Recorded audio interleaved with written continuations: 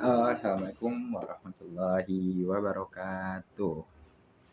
Nama saya Farisul Mamaska dari kelas Ekonomi Islam Internasional 23. Jadi di sini saya bakal mempresentasikan hasil kinerja magang saya selama 4 bulan di Bapeda Kabupaten Tegal.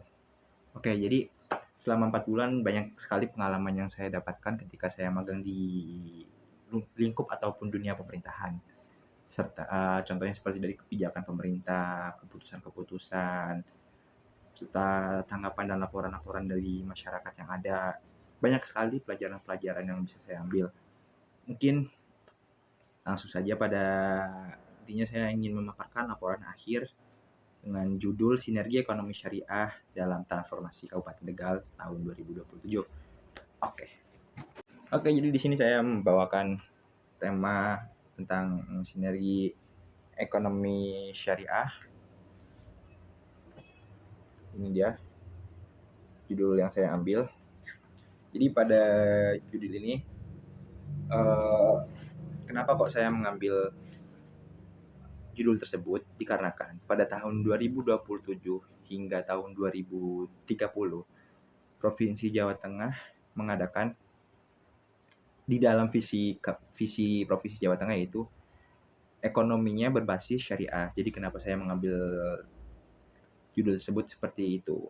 Mendasari dari visi Provinsi Jawa Tengah untuk ekonomi pembangunan berbasis syariah, yaitu akselerasi infrastruktur dasar untuk mendorong pertumbuhan ekonomi dan kesejahteraan masyarakat, serta pengembangan pariwisata berkelanjutan dan ekonomi syariah. Seperti itu latar belakang yang saya ambil kenapa saya mengambil judul tersebut.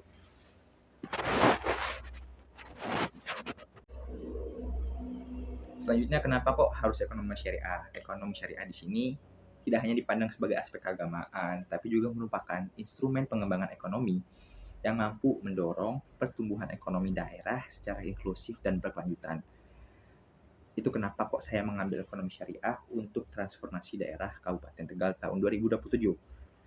Melalui penguatan UMKM contohnya dan juga industri halal, perluasan akses pembiayaan syariah, serta optimalisasi zakat, infak, sedekah, wakaf produktif, ekonomi syariah dapat meningkatkan produktivitas masyarakat sekaligus mengurangi angka kemiskinan di Kabupaten Tegal khususnya.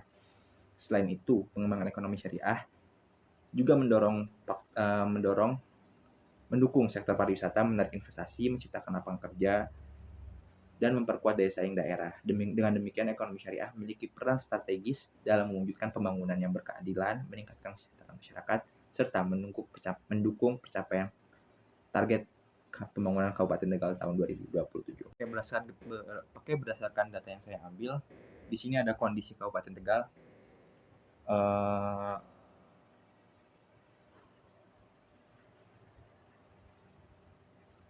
Kelihatan. Maaf.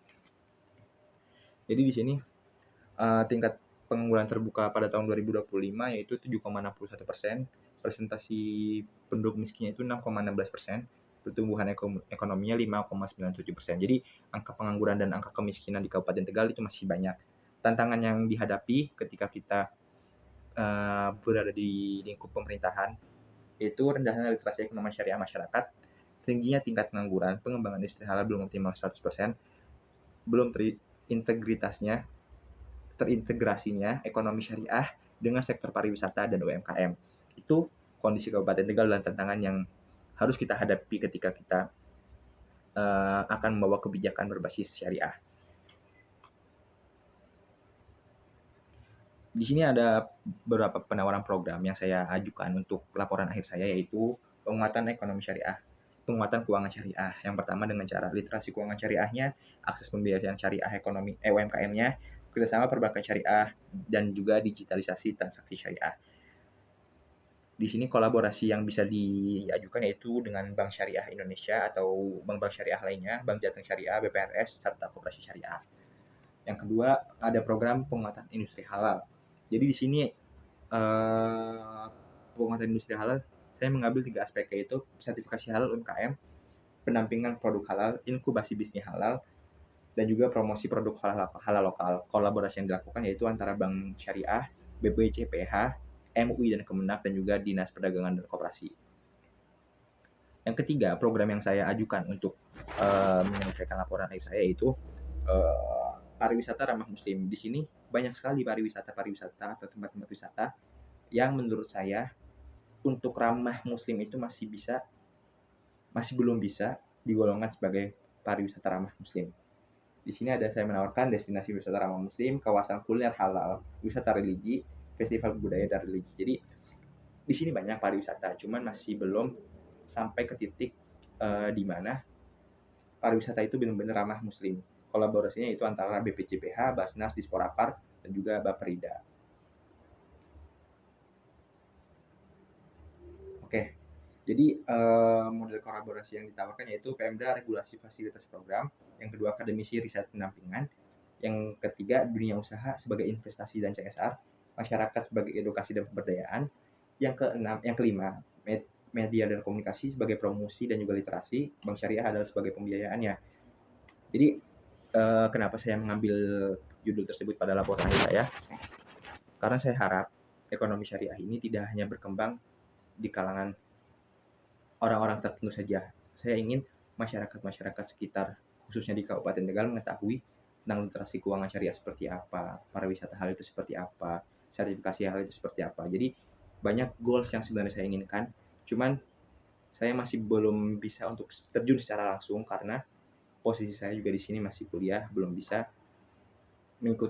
mendapatkan andil secara langsung untuk memenuhi kebijakan-kebijakan tersebut. Jadi mungkin setelah itu penutup dari saya, setiap perjalanan selalu meninggalkan pelajaran, dari setiap kontribusi sekecil apapun memiliki arti bagi masa depan. Melalui program ini, semoga ekonomi syariah dapat menjadi salah satu jalan dalam mendorong transformasi pembangunan Kabupaten Tegal yang lebih inklusif dan berkelanjutan. Sekian pemaparan laporan akhir dari saya. Kurang lebih mohon maaf. Wassalamualaikum warahmatullahi wabarakatuh.